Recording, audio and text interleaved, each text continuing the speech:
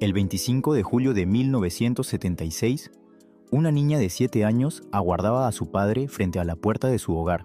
No apareció. 2 días antes, lo habían arrestado en plena calle de Caracas. Lo trasladaron a un calabozo y durante 48 horas le hicieron cosas que ningún ser humano debería hacerle a otro. Le fracturaron 7 costillas, le quemaron la piel con cigarrillos, le aplicaron descargas eléctricas, le destrozaron el hígado a golpes y lo arrojaron en una celda para que falleciera solo, desangrándose, sin agua, sin atención médica, mientras su hija de 7 años lo esperaba en la entrada de su casa. Y el gobierno apareció en televisión esa noche y anunció que había muerto de un infarto. Un infarto con 7 costillas fracturadas, con el hígado destruido, con quemaduras por todo el cuerpo. Un infarto. Esa niña juró venganza y 50 años después la cumplió. Hoy es la presidenta de Venezuela. Se llama Delcy Rodríguez, y el galán más apuesto de la televisión latinoamericana afirma que fue el amor de su vida, Fernando Carrillo, el de Abigail, el que hacía suspirar a tu mamá y a tu abuela. Hace 2 días en televisión chilena le preguntaron por ella y dijo esto: a mí los míos me comentaban que cómo podía estar yo con una tipa tan fea, después de haber estado con Catherine Fulop. Tan fea. Eso le decían sus propios amigos, pero él la defendió y dijo algo que dejó a todos en silencio. Ha sido el gran amor de mi vida, el gran amor de su vida, casi 20 años después. Y ella jamás respondió, jamás pronunció una sola palabra sobre él. Esa mujer hoy gobierna Venezuela, y el recorrido que hizo para llegar ahí es una de las historias más brutales que vas a escuchar. Más, porque a los 7 años presenció cómo torturaban a su padre hasta matarlo. Le fracturaron 7 costillas, le quemaron la piel con cigarrillos, le aplicaron descargas eléctricas, le destrozaron el hígado a golpes y lo abandonaron en un calabozo para que muriera solo. El gobierno salió en televisión y declaró que había fallecido de un infarto con 7 costillas rotas, con el hígado destrozado, con quemaduras en todo el cuerpo. Un infarto. Esa niña de 7 años juró venganza y 50 años después la cumplió. Pero el precio que pagó no lo conoce nadie. Jamás se casó, jamás tuvo hijos.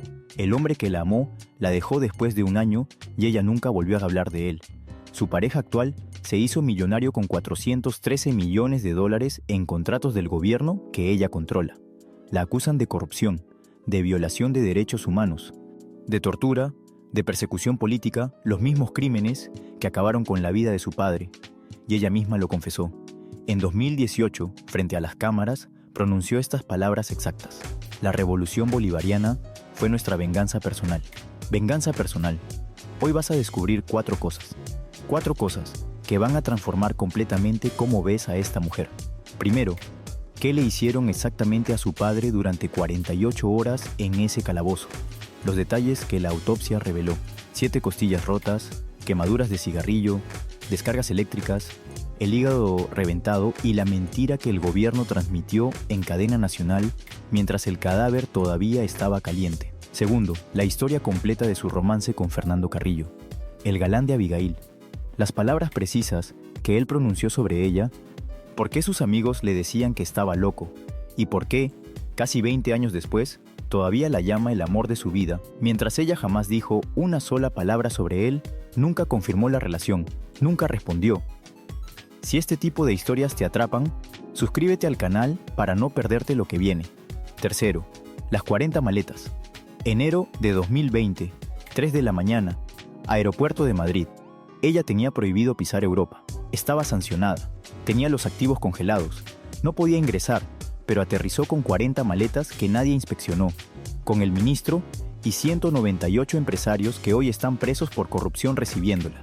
Y lo que hallaron 4 años después en la computadora de uno de ellos: una fotografía de una orden de compra de 104 barras de oro, $68 millones en oro venezolano, moviéndose en las sombras mientras el pueblo moría de hambre. Y cuarto, lo que sucedió hace 3 días, la madrugada del 3 de enero de 2026, cuando Estados Unidos capturó a Maduro en una operación militar, cuando ella desapareció 13 horas y nadie sabía si estaba viva, muerta o fugada. Y lo que Donald Trump le dijo públicamente después, que haga lo que él exige o pague un precio mayor que Maduro, mayor que una vida en prisión. Te voy a avisar cuando llegue cada parte, pero primero necesitas entender ¿Qué le hicieron a su padre? Porque todo comienza ahí, en un calabozo, en 1976, cuando ella tenía 7 años. Y lo que ocurrió ahí es tan brutal que el gobierno tuvo que mentirle al país entero para ocultarlo. Aquí empieza lo primero que te prometí. Jorge Antonio Rodríguez nació el 16 de febrero de 1942 en Carora, Estado Lara, y creció en una Venezuela distinta, una Venezuela de petróleo y promesas, una Venezuela donde la izquierda todavía creía que podía transformar el mundo. Se convirtió en líder estudiantil, fundó el MIR, el Movimiento de Izquierda Revolucionaria. Después fundó la Liga Socialista. Era un hombre de convicciones, un idealista, un guerrillero de los auténticos. Lo llamaban el maestro, no porque enseñara en escuelas, sino porque instruía a otros a combatir. Y el 23 de julio de 1976, los agentes de la DICIP fueron a buscarlo. La DICIP era la Dirección de los Servicios de Inteligencia y Prevención, la Policía Secreta de Venezuela, el brazo oscuro del gobierno, el lugar donde la gente entraba y a veces no salía. Lo detuvieron en la avenida Sucre, frente al Liceo Miguel Antonio Caro. A plena luz del día, lo subieron a un vehículo sin placas y lo llevaron a los Chaguaramos, el centro de detención más temido del país. Jorge Rodríguez tenía 34 años, tenía una esposa, tenía 2 hijos, Jorge de 11 años, Delcy de 7, y estaba involucrado en algo que el gobierno quería desmantelar a cualquier costo.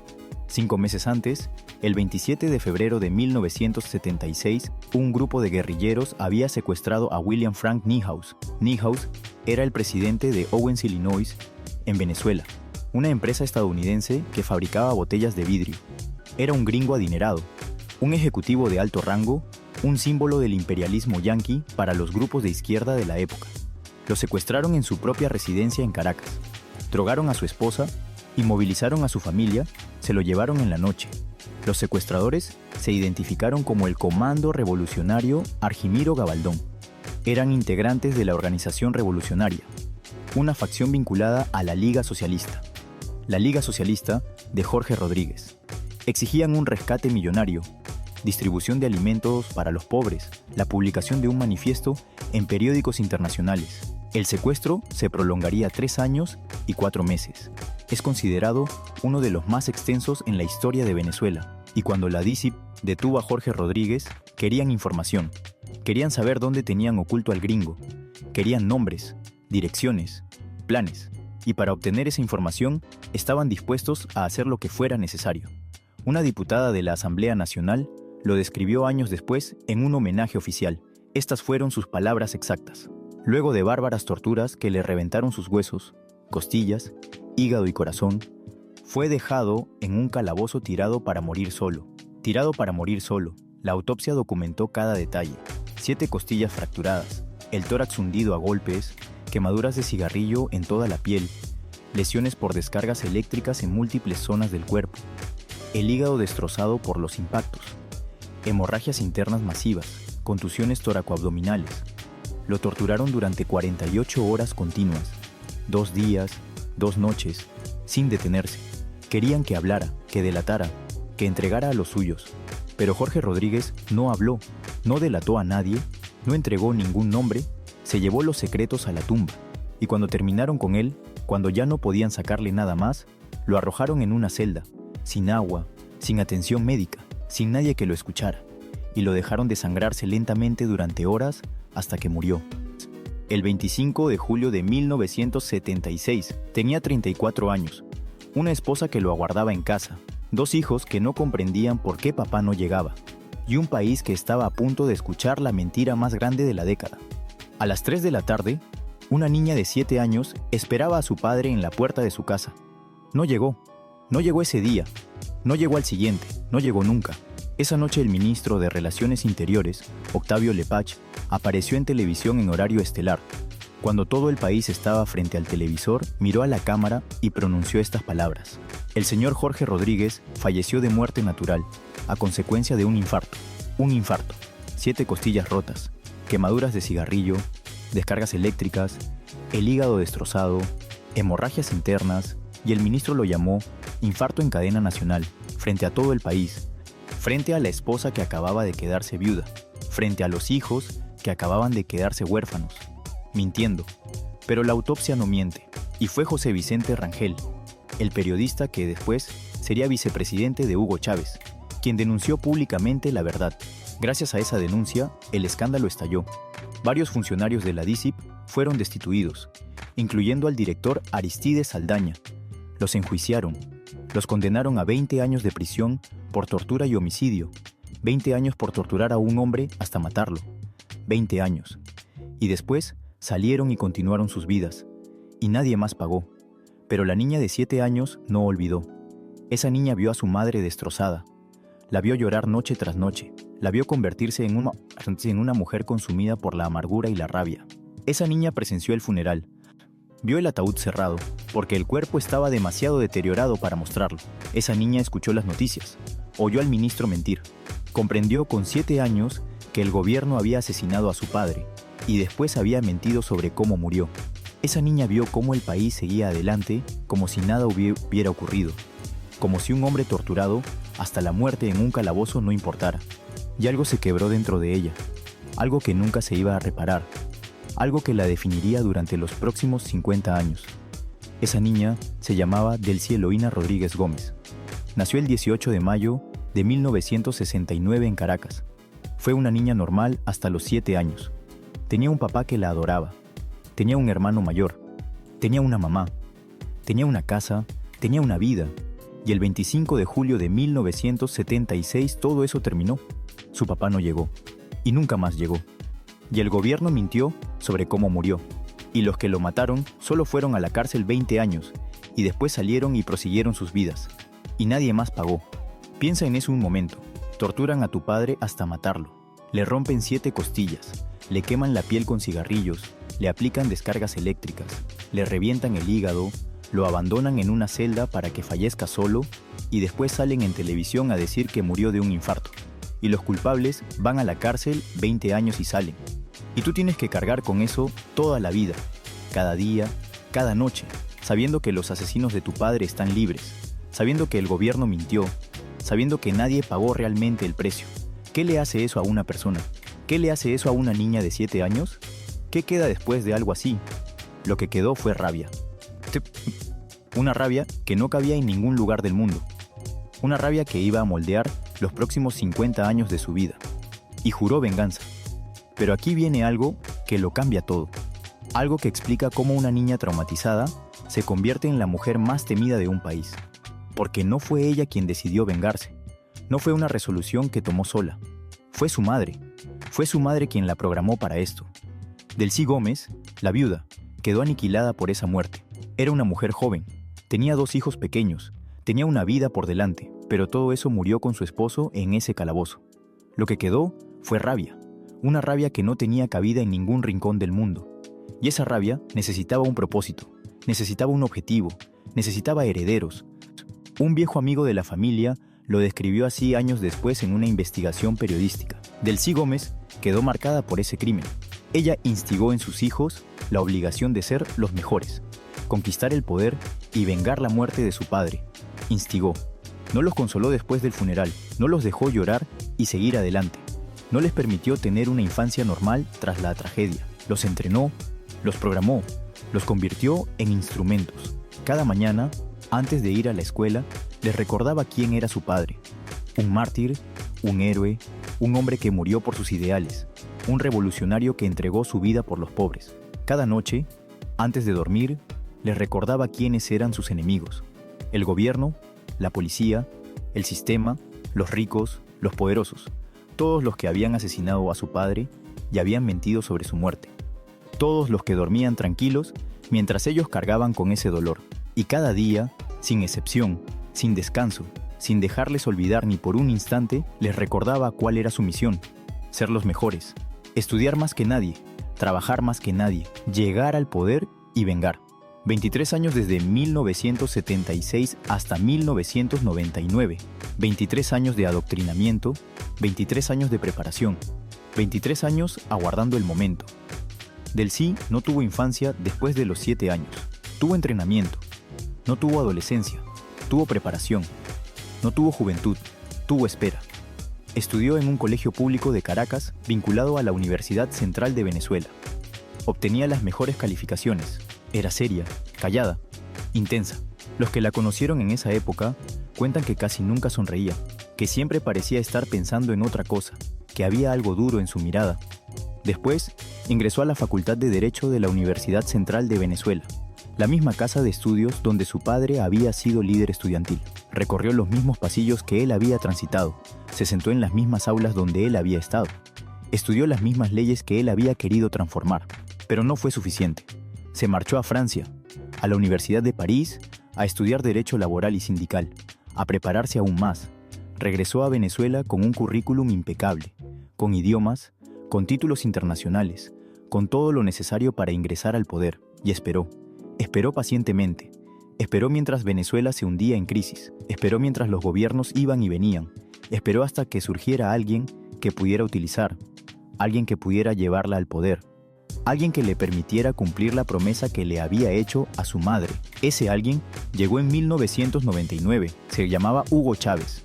Era un militar golpista que había intentado derrocar al gobierno en 1992. Había fracasado, había ido preso, había salido y ahora se postulaba a la presidencia hablando de revolución, de justicia social, de cambio. Hablaba como el padre de Delcy, empleaba las mismas palabras, prometía las mismas cosas. Y Delcy vio su oportunidad. Con Chávez llegó todo lo que había esperado durante 23 años. En 2003 ingresó al gobierno como coordinadora de la vicepresidencia. Tenía 34 años, la misma edad que tenía su padre cuando lo asesinaron. En 2006 la ascendieron a ministra del despacho de la presidencia, la persona que manejaba la agenda de Chávez, la que decidía quién entraba y quién no, la que conocía todos los secretos. Su hermano Jorge también había penetrado en el poder. Era presidente del Consejo Nacional Electoral, el organismo que controla las elecciones, el que cuenta los votos, el que determina quién triunfa. 2 hermanos, 2 posiciones de poder, un solo objetivo. Y entonces, en ese momento, cuando Delcy tenía 37 años, cuando estaba en la cúspide del poder, cuando todo lo que había aguardado durante décadas finalmente se estaba concretando, sucedió algo que nadie anticipaba. Algo que pudo haberlo cambiado todo. Se enamoró, o más bien, alguien se enamoró de ella.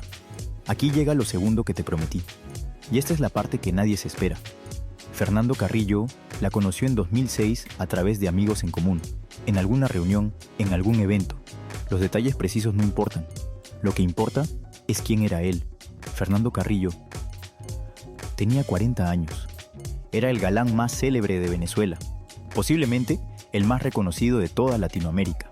Era Luis Alfredo en Abigail, la telenovela que rompió todos los récords, la que veían tu mamá y tu abuela, la que ponía a millones de mujeres a suspirar frente al televisor. Era apuesto, era famoso, era adinerado. Estaba acostumbrado a las mujeres más hermosas del mundo. Había estado casado con Catherine Fulop, una de las mujeres más bellas de Venezuela. Rubia, espectacular, todo lo que se supone que un hombre desea. Y en 2006 conoció a Delcy Rodríguez, 37 años, ministra, seria, callada, vestía de negro, no sonreía en las fotos, no hablaba de trivialidades, no coqueteaba. Todo lo contrario a Catherine Fulop, todo lo contrario a las mujeres con las que él había estado toda su vida.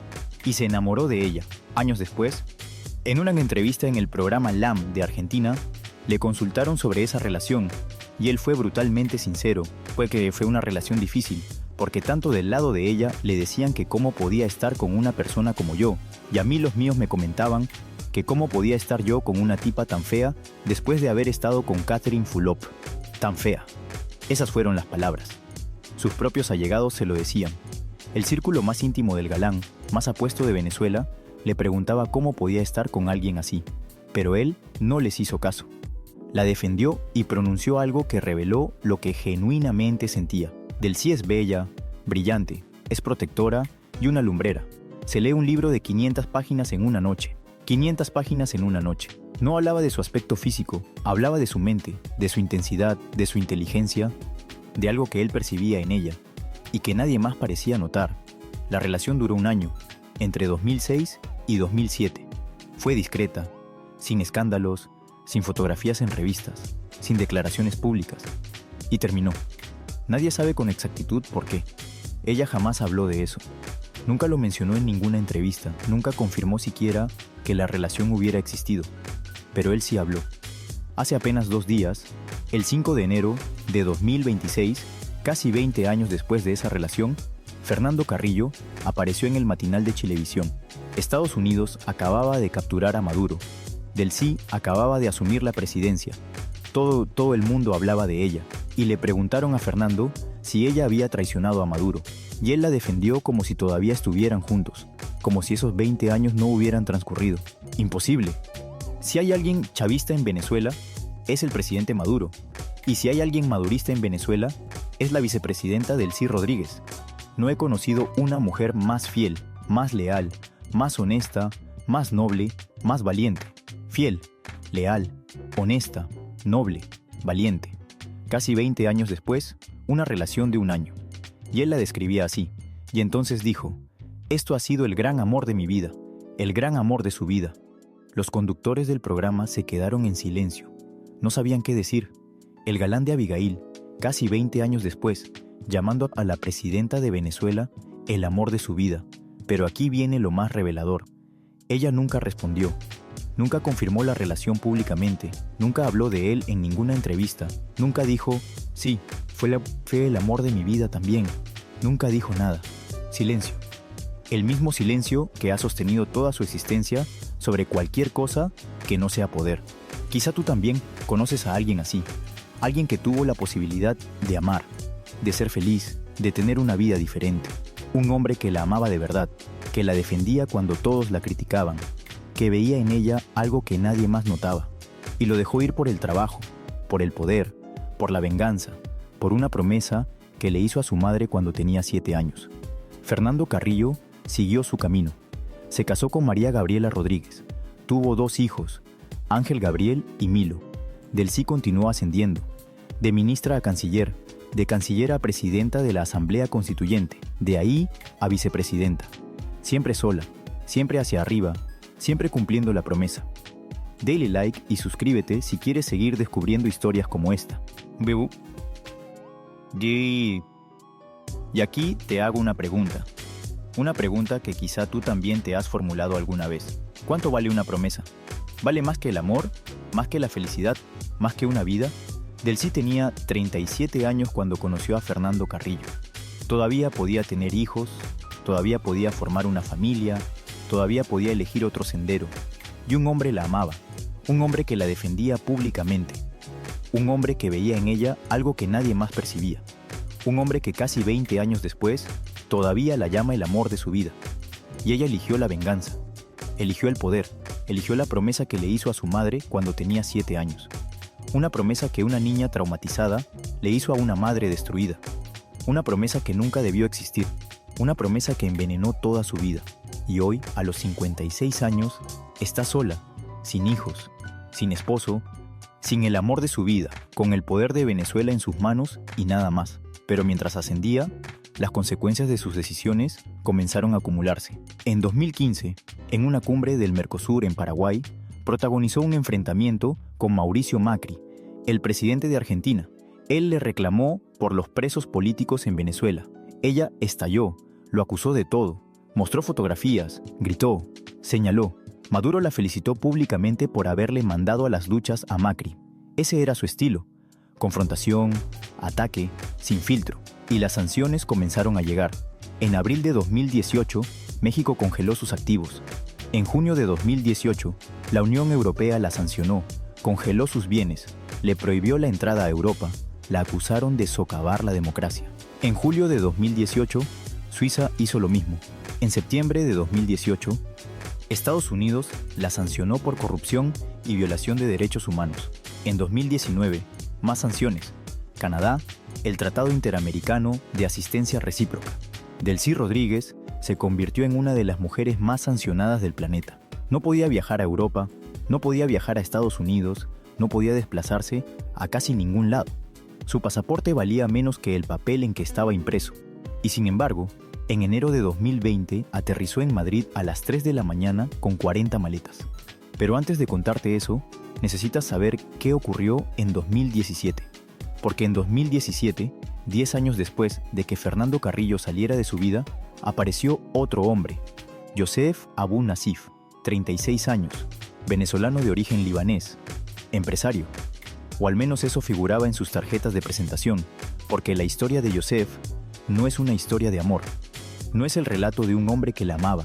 No es la historia de alguien que veía en ella algo que nadie más percibía. Es una historia de dinero, de mucho dinero, de una cantidad que resulta obscena cuando la comparas con la miseria que padece el pueblo venezolano. Antes de conocer a Delcy, Joseph Abu Nasif era un don nadie. Trabajaba en Interbursa, una casa de bolsa en Caracas. Era un empleado, un operador financiero más, uno entre cientos. Nadie sabía su nombre, nadie lo invitaba a los eventos importantes, nadie le abría puertas. Interbursa estaba controlada por Juan Domingo Cordero y Raúl Gorrín, dos empresarios que después adquirirían Globovisión, el canal de noticias que había sido crítico del gobierno, y lo transformarían en vocero del régimen. Raúl Gorrín presumió en una entrevista: ganamos mucho dinero. En Venezuela se transaban $500 millones semanales, y en Interbursa aprovechamos esa bonanza. $500 millones semanales. Joseph estaba ahí aprendiendo, observando cómo funcionaba el sistema, comprendiendo cómo se hacían los negocios en la Venezuela chavista, aguardando su oportunidad. Esa oportunidad llegó en 2017 cuando comenzó a salir con la vicepresidenta de Venezuela. Y de la noche a la mañana, el empleado de casa de bolsa se transformó en uno de los hombres más acaudalados del país. Una investigación del portal Armando.info, dirigida por el periodista Roberto Denis, reveló las cifras exactas. Números que el gobierno venezolano nunca refutó. Números que deberían indignar a cualquier persona con conciencia. Desde 2017, las empresas controladas por Joseph y sus hermanos Omar y Jamal obtuvieron contratos con el gobierno venezolano por al menos $413 millones. 413 millones para suministrar alimentos a los pobres, los CLAP, los comités locales de abastecimiento y producción, las cajas de comida que el gobierno distribuye en los barrios, el programa social que supuestamente ayuda a los que no tienen qué comer, la propaganda del régimen que proclama: nosotros alimentamos al pueblo, pero detrás de esas cajas hay un sistema de corrupción monumental. Las empresas que obtienen los contratos cobran precios inflados, adquieren productos de baja calidad en el exterior, importan mercancías que a veces llegan vencidas, se quedan con la diferencia. Y nadie puede protestar porque si protestas, te quitan la caja. Y si no tienes caja, no comes. Es un sistema de control social, de chantaje, de sometimiento. Y el novio de la vicepresidenta estaba ganando $400 millones con ese sistema. Tenía 4 empresas registradas en Hong Kong: Mass Joy Industries Limited, Million Rice Industries Limited, Block Fortune Trading Limited, Shining Capital International Limited. 4 empresas fantasma en Hong Kong, a 10.000 kilómetros de Venezuela, donde nadie podía investigar, donde el dinero se esfumaba en un laberinto de cuentas. Pero eso no fue todo.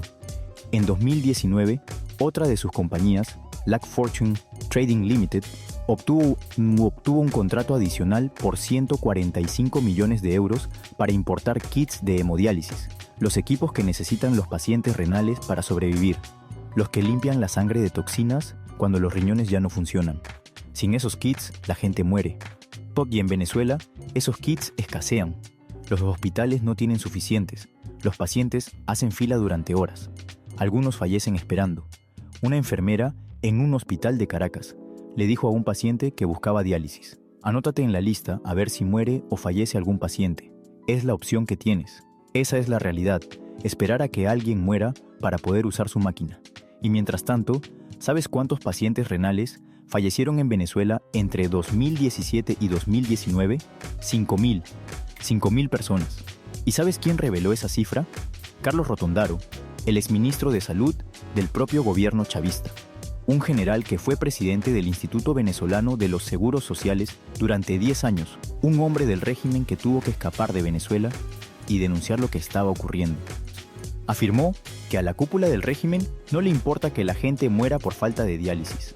5.000 fallecidos entre 2017 y 2019. Y el contrato para importar esos equipos se lo adjudicaron a una empresa fantasma en Hong Kong, controlada por el novio de la vicepresidenta. 145 millones de euros para el novio de Delcy, mientras 5.000 venezolanos morían esperando diálisis. ¿Entiendes la magnitud de esto?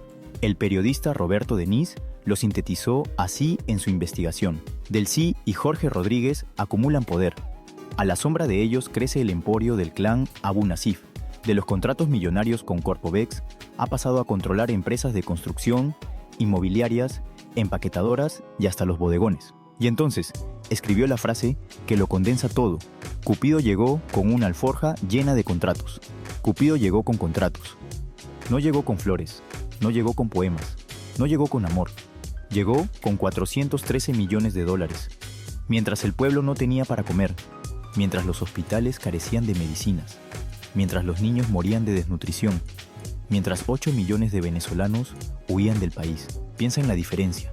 Fernando Carrillo la amaba cuando ella no tenía nada que ofrecerle, cuando era solo una ministra, cuando estar con ella le acarreaba críticas de sus amigos, cuando todos le decían que estaba loco.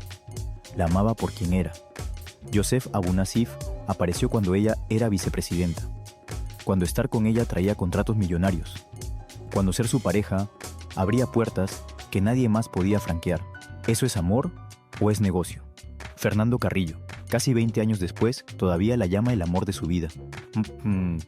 Joseph Abu Nassif diría lo mismo si ella perdiera el poder mañana. Esa es la diferencia entre el amor y la conveniencia. Esa es la diferencia entre lo que Delcy rechazó y lo que aceptó. Rechazó al hombre que la amaba de verdad. Aceptó al hombre que le convenía. Y hoy tiene 400 millones de dólares en contratos para su novio y nada más. Y nadie dijo nada porque en Venezuela cuestionar a Delcy Rodríguez tiene consecuencias. Consecuencias muy serias. Pero todavía faltaba algo más. Algo que ocurrió el 20 de enero de 2020 a las 3 de la mañana en el aeropuerto de Madrid. Y esto es lo que te prometí que sería lo más impactante de todo. Prepárate, porque esto es lo más cinematográfico de toda la historia. Aquí llega lo tercero que te prometí. 3 de la mañana, 20 de enero de 2020. Aeropuerto de Barajas, Madrid, España. Todo el mundo duerme. Que las terminales están casi desiertas. Los vuelos comerciales no arrancan hasta dentro de unas horas. Pero en una pista alejada, lejos de las cámaras, lejos de los pasajeros comunes, un avión privado con matrícula turca aterriza. Es un jet ejecutivo lujoso, discreto. A bordo viene Delcy Rodríguez, vicepresidenta de Venezuela, y con ella viene Joseph Abu Nassif, su pareja, el empresario de los 400 millones, y viene el ministro de Turismo de Venezuela, Félix Plasencia, y viene Jorge Jiménez, que después sería presidente de la Federación Venezolana de Fútbol, y vienen 40 maletas. 40. Hay un problema enorme. Delcy Rodríguez tiene vedado pisar territorio europeo. Desde 2018, la Unión Europea la sancionó, congeló sus activos, le prohibió ingresar a cualquier país del espacio Schengen. La acusaron de socavar la democracia y violar derechos humanos. Si pisa suelo europeo, técnicamente deberían arrestarla. Pero ahí está, a las 3 de la mañana, en un avión privado en el aeropuerto de la capital de España. Y alguien muy importante la está aguardando. José Luis Ábalos, el ministro de Transportes de España, el número 2 del gobierno de Pedro Sánchez, uno de los hombres más poderosos del país.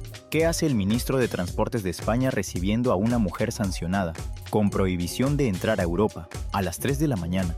Esa es la pregunta que toda España se haría después. Con Ábalos vienen 2 personas más. Koldo García, su asesor personal, su mano derecha, y Víctor de Aldama, un empresario que hoy está preso por corrupción. Un intermediario.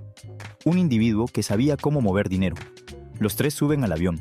Suben al avión de una mujer que tiene prohibido estar en Europa a las 3 de la mañana y permanecen más de 1 hora. Más de 1 hora con ella, hablando de algo que nadie sabe exactamente qué fue. Después se reúnen en una sala VIP y con ella vienen 40 maletas. 40. Nadie las revisa, nadie pregunta qué contienen, nadie las registra, nadie las abre. Un vigilante jurado que estaba presente esa noche declaró ante notario lo que presenció. El personal de Sky Blue traslada 2 carros con maletas al exterior de la zona pública para colocarlos en vehículos sin pasar ningún control de aduanas. Sin pasar ningún control. 40 maletas que ingresan a Europa sin ninguna revisión. A las 3 de la mañana con una mujer que tiene prohibido estar ahí. ¿Y qué había en esas maletas? Víctor de Aldama, el empresario que fue a recibirla esa noche y que hoy está encarcelado por corrupción, le confesó a un amigo lo sucedido. El diario español publicó esa confesión. Aldama dijo: se han quedado maletas llenas de dinero en España, llenas de dinero. Y cuando su amigo le preguntó preocupado, Aldama le respondió: eso lo sabe Pedro Sánchez, el presidente de España, sabía. El caso se conoció como el Delphi Gate. La oposición española exigió explicaciones, reclamó investigaciones, pidió la dimisión de Ábalos. Pero el gobierno de Pedro Sánchez cerró filas y durante 4 años intentaron sepultar el asunto. Sin embargo, las pesquisas continuaron y en octubre de 2024, 4 años después, la Guardia Civil Española encontró algo en la computadora de Víctor de Aldama. Una fotografía que lo transformaba todo. Una orden de compraventa de 104 barras de oro venezolano por 68 millones y medio de dólares. 68 millones de dólares en oro. La transacción involucraba al Fondo de Desarrollo Nacional de Venezuela, una empresa española, y nombres conectados directamente con Delcy Rodríguez, moviéndose entre Venezuela y España en las sombras, mientras 8 millones de venezolanos huían de su país porque no tenían que comer, mientras los hospitales carecían de medicinas, mientras los niños morían de hambre. 68 millones de dólares en barras de oro en la computadora del empresario que fue a recibir a Delcy Rodríguez a las 3 de la mañana con 40 maletas que nadie inspeccionó. Conecta los puntos. Eso es lo que quedó de la niña que juró vengar a su padre. Eso es lo que quedó de la revolución bolivariana. Oro, corrupción, mentiras. 40 maletas a las 3 de la mañana. Y entonces llegó el fraude. Julio de 2024, 5 meses antes de que todo estallara. Venezuela estaba a punto de celebrar elecciones presidenciales. Por primera vez en años, la oposición se había unificado. Tenían un candidato, Edmundo González, un diplomático de carrera, 74 años, tranquilo, moderado. María Corina Machado, la verdadera conductora de la oposición, había sido inhabilitada por el régimen. No podía participar, pero fue ella quien organizó todo, quien recorrió todo el país, quien movilizó a millones. Todos los sondeos daban a González como ganador, por márgenes aplastantes. La gente estaba hastiada, harta de la crisis, harta del hambre, harta de ver a sus hijos emigrar, harta de Maduro. El día de la elección, el 28 de julio de 2024, las filas comenzaron desde las 5 de la mañana. Millones de venezolanos salieron a votar, custodiaron las mesas, se quedaron hasta el final, documentaron todo con sus teléfonos. Y cuando empezaron a contabilizar los votos, la tendencia era inequívoca. González estaba triunfando por una diferencia aplastante. En las mesas que la oposición logró documentar, González acumulaba más del 60% de los sufragios. Maduro apenas alcanzaba el 30%. Era una paliza histórica. Pero entonces, ocurrió algo. El Consejo Nacional Electoral dejó de transmitir resultados. Pasaron las horas, llegó la medianoche y nada. Silencio. A la 1 de la mañana, finalmente, el presidente del CNE apareció en televisión y declaró que Maduro había ganado con el 51% de los votos, sin exhibir las actas, sin pruebas, sin nada que respaldara esas cifras. La oposición había documentado más del 80% de las actas electorales. Las publicaron, las pusieron en internet para que todo el mundo las cotejara. Y en esas actas, Edmundo González ganaba con más del 67% de los votos, contra el 30% de Maduro. Pero el gobierno no reconoció nada. Y Delcy Rodríguez salió a defender el fraude en cadena nacional con la expresión más seria del mundo. Llamó a los opositores extremistas, los acusó de violencia, los acusó de intentar desestabilizar al país. Los tildó de títeres del imperialismo. La misma mujer, cuyo padre fue asesinado por un gobierno autoritario, ahora defendía un fraude electoral. La misma mujer que hablaba de justicia pisoteaba la voluntad de millones de venezolanos. La misma mujer que decía representar al pueblo le arrebataba su voto. Las protestas comenzaron esa misma noche y la represión fue brutal. Miles de personas fueron arrestadas. Estudiantes, trabajadores, amas de casa, gente común que salió a defender su sufragio. Los metieron en cárceles, los acusaron de terrorismo, los hicieron desaparecer. Hubo muertos, hubo heridos, hubo familias destrozadas. Y Delcy Rodríguez, desde el Palacio de Gobierno, respaldó cada arresto, cada golpe, cada desaparición.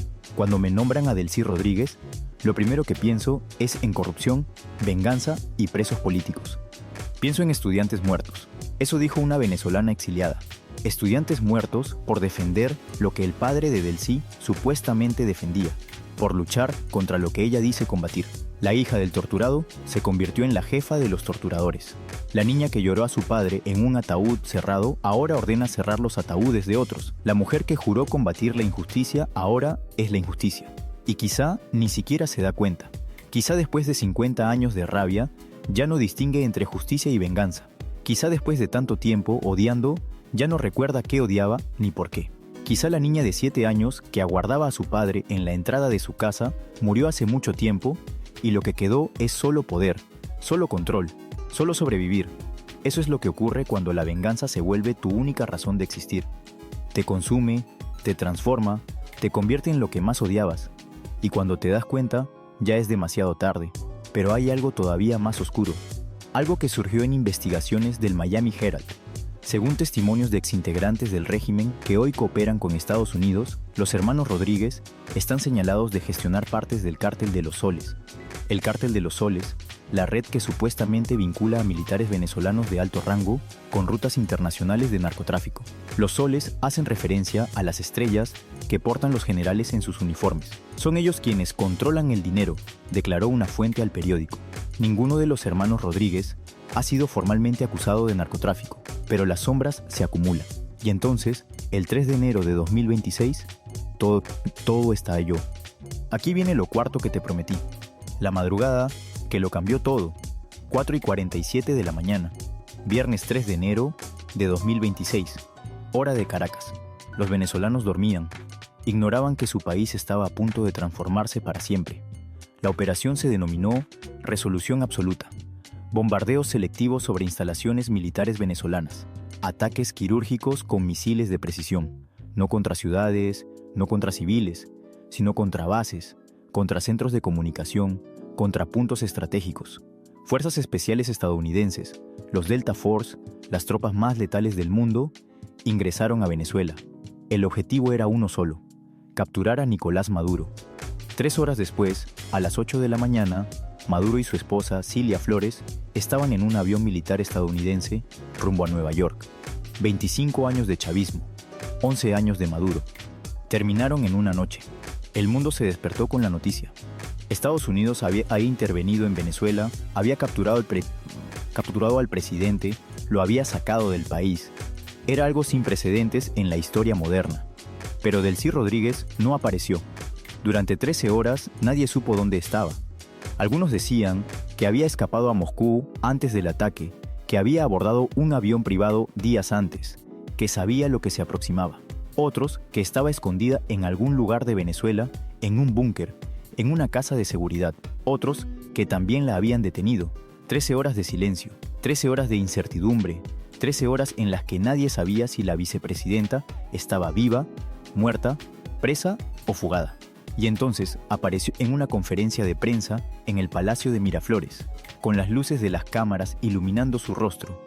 Con Diosdado Cabello a su lado, el ministro del Interior, el hombre más temido del chavismo después de Maduro, el que muchos señalan como controlador del narcotráfico militar. Delcy llevaba un traje oscuro, el cabello recogido, el semblante serio.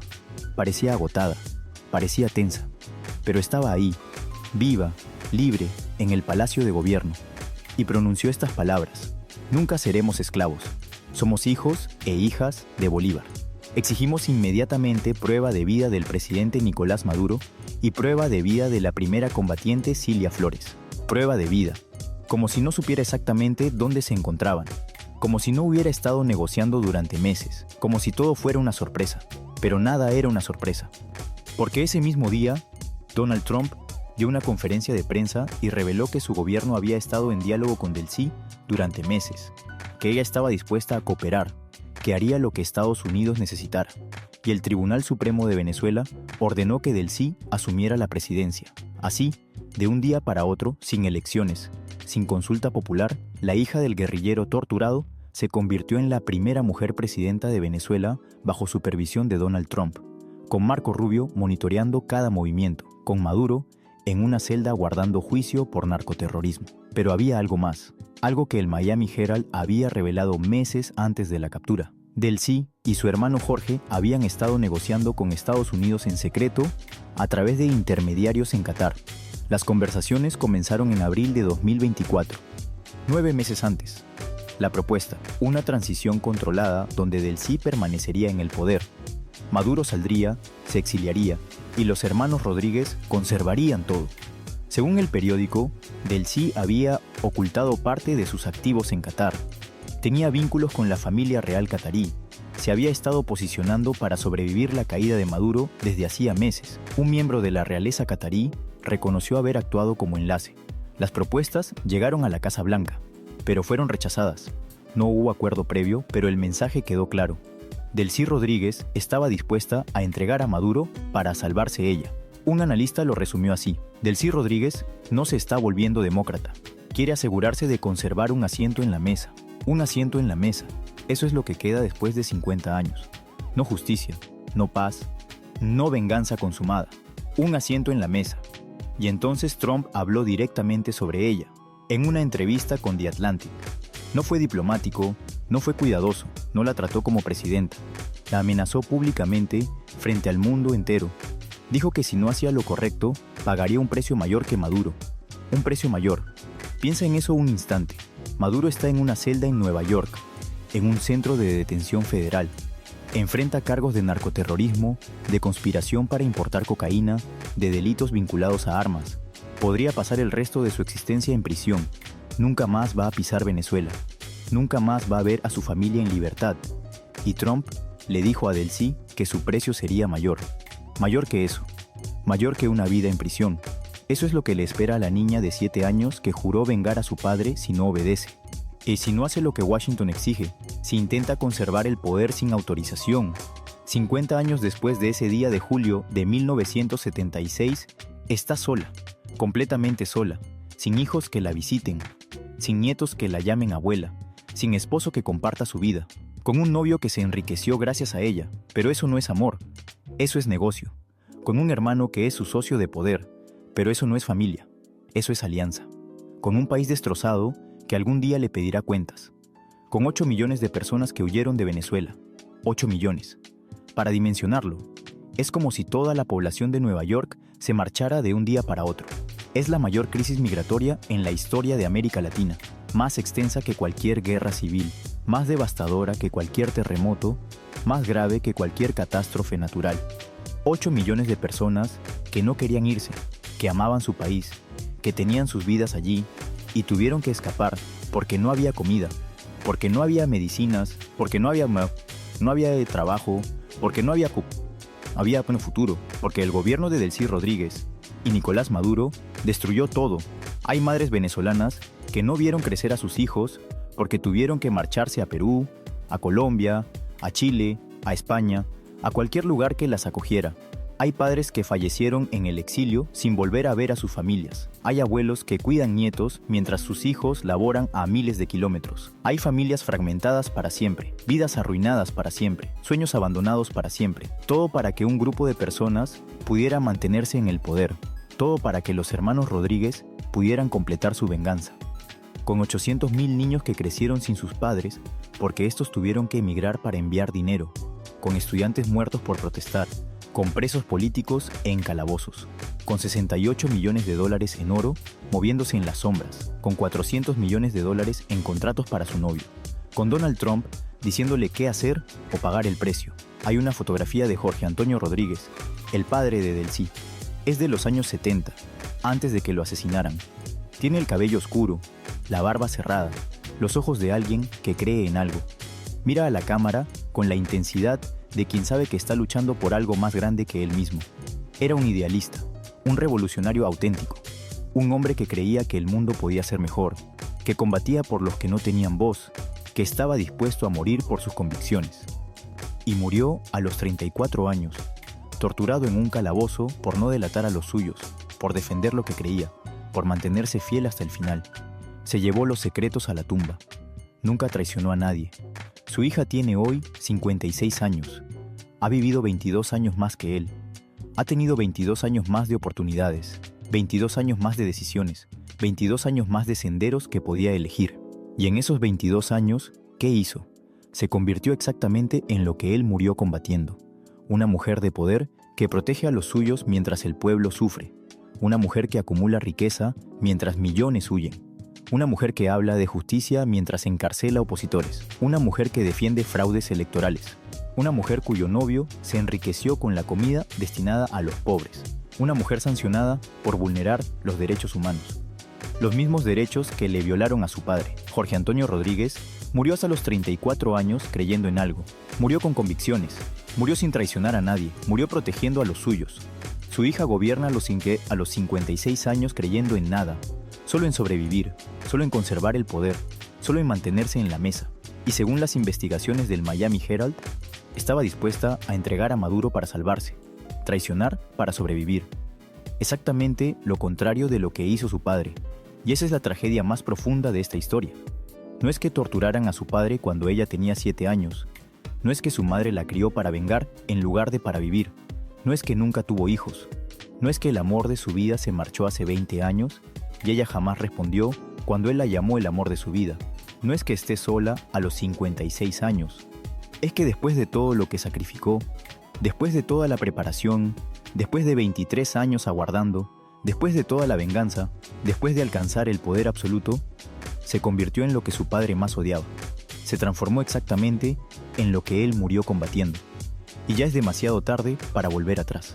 Quizá tú también conoces a alguien que sacrificó todo por algo, por un trabajo que consumió su vida entera, por una familia que jamás reconoció lo que hizo por ella, por un sueño que al final estaba vacío, por una promesa que le impusieron siendo niña y que nunca debió cumplir, por una venganza que envenenó cada decisión que tomó, por una obligación que otros le asignaron antes de que pudiera elegir.